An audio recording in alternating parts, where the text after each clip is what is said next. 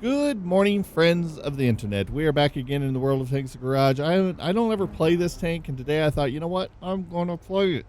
I wanted to kind of showcase it a little bit, show you what the E-100 can do. A lot of people don't like this tank because it's slow. It can't get back to base to defend. But it's heavily armored, and if you know how to play this tank well, you can do very decently in it. As you can see, we got some platoon mates. He's also running his E-100. We got an E5 in our platoon along with an E75. So it's a pretty good match here. We've got two pretty heavily armored tanks that can do a lot of damage. We got an E5 that has a pretty quick reload. We've got an E75 that can hit decent, has some decent armor as well. So we should stand a fairly decent chance. If we don't come out with a win here, get that W, I'm blocking everybody on this platoon. How about that? No, just kidding. They're all good guys. So let's go ahead and find ourselves a match, shall we? All right, guys. So looks like we got an E5, an Action 10, a Leopard SCB 62A. We got to be very careful of if he gets around us. So not only do we get to test out the old E100 that I've been asked a million questions, like should I go for the E5 or the E100? And they both have their advantages and disadvantages.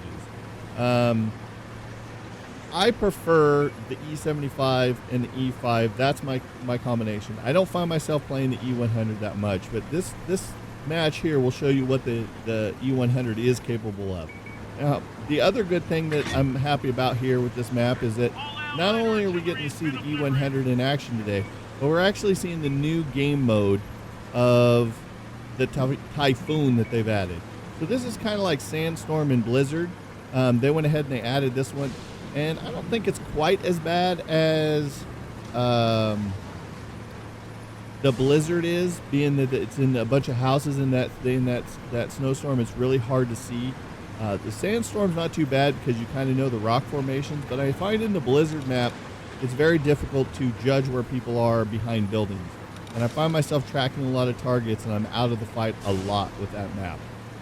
But this one's not too bad. This is kind of like Sandstorm. We know where pretty much everything is. There's no real structures impeding our view or anything. So, but you can see, I'm just kind of lumbery and slow. That's the thing with the E7 or the E100. You're not going to get to the fight relatively quick. So I try to see if I have a shot here. I don't. So I decided I'm just going to continue to push up here and see what I can see. I'm trying to spot what that tank was across the way because I wanted to find out where the 62A is. I don't want to put myself in a position where that 62A is going to get around me. But I'm deciding to push up on this guy because I do have a lot of guys behind me supporting me. And I took a round from the distance, so I know that there's something out there. So at this point, I decided to just stuff my nose right in this rock. Boom. I put my nose in the rock and I see it's a tortoise. So I zoom in, I hit him for 862. And I start taking rounds. So I'm trying to identify it. I'm like, okay, this is a T95. So what I do is you can see I turn my turret and I look more towards the rock. I pivot just a little bit more. I see if I got a shot on him. I like, no, I'm not reloaded yet. So I turn my turret and give him the side of my turret. You can see now he bounces off of it. So I'm going to go ahead and zoom in, see if I can get a shot into him. Didn't pin. But I got my platoon mate behind me, so you can see I turn my turret back towards the rock. Now, by doing this, he can't see the front of my turret. And then you can see that they're just going to sit there and hit me round after round after round. They're hitting high explosives. They're taking little chunks of my life, but I got 2,700 health pool. So I zoom in, I take another shot, it bounces again. So I go ahead and I turn my turret again. I don't want to turn it too far. I want to keep it at about the angle that my tank is. You can see they're blowing off my track. They're blowing into my health a little bit, but it's not that bad.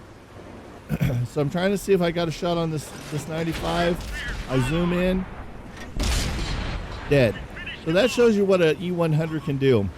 And that's what I wanted to showcase of like what can be done with an E75 or an E100.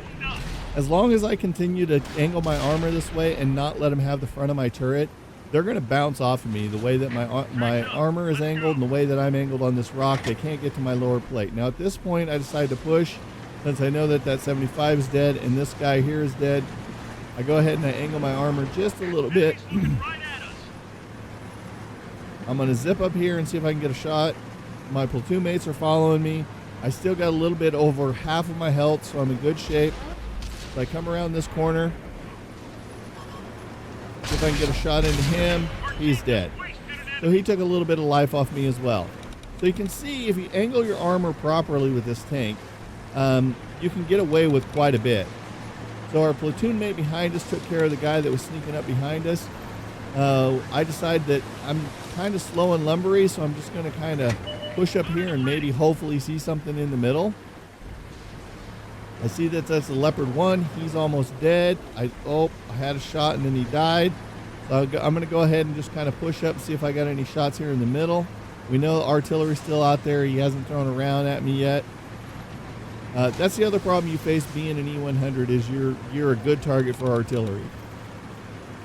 So I'm just looking at the scoreboard to see what was left. Looks like we got these ram guns and stuff. So I zoom in here, take a shot at this guy, take out his engine, causing a little bit of damage. He's dead. We're going to go ahead and continue pressing forward because we don't want that artillery to hit us. This ram gun gets a good shot into us. Well played by his part. I see the arty shell fly off to the right. This ram gun's in trouble. He shouldn't be any more of a threat towards me. He's dead. I'm not going to have a shot on the artillery. I'm not going to be able to get over that hill fast enough and beat this this medium tank to the punch. So that's probably pretty much going to do us for this game. But it wasn't a high scoring game for us. But I'm always asked all the time, like in the comments, I'm always asked, what should I play for? I'm already at such and such in the German line and I'm so far in the American line. Should I get the E5 or should I get the E100? Personally, I like the E5. But it's just a matter of play style. You can see we did 2,638 in damage. We blocked 2,590, and most of it was from those guys that just kept shooting us at the side, just bouncing off. So as long as you angle your armor right and you play this tank the way it's supposed to be played and not just like run out there haphazardly, you should be okay. You can see we did 2,600. Our platoon mate did 2,500. The other one did 1,700. And the other one did 2,700. So across the board, we did fairly well for our squad. We had a Conqueror did almost 24, and then we had the 62A that did 3,400. So that tells you how deadly that those 62As can be. So like I said, we only fired 6 rounds and hit 4 shots and still did 2,600 in damage.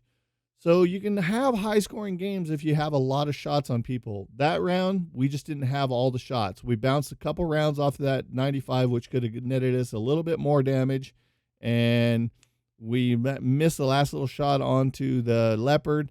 So there was a couple shots that we missed out on, but for the most part, 4 rounds to do 2,700, not too bad. So with that being said, guys, I hope you enjoyed this episode.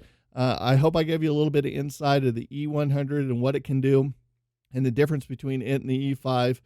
2 completely different tanks. It's just a matter of play style. But if you play this tank this way, you'll come out on top most every time. So with that being said, I hope you guys enjoyed the episode. If you did, go ahead and hit that like button. If you're new to the channel, go ahead and hit that subscribe button. And if you haven't checked us out on Twitch or YouTube Gaming, come hang out, be part of the audience. If you're new to those channels, smash those follow buttons. So until next time, guys, thanks for hanging out with me, and thanks for all the support on the channel and series, and we'll see your faces on the battlefield. Thanks so much, guys, for checking out my video. If you enjoyed that video, hit that thumbs up button, and be sure to subscribe for future videos.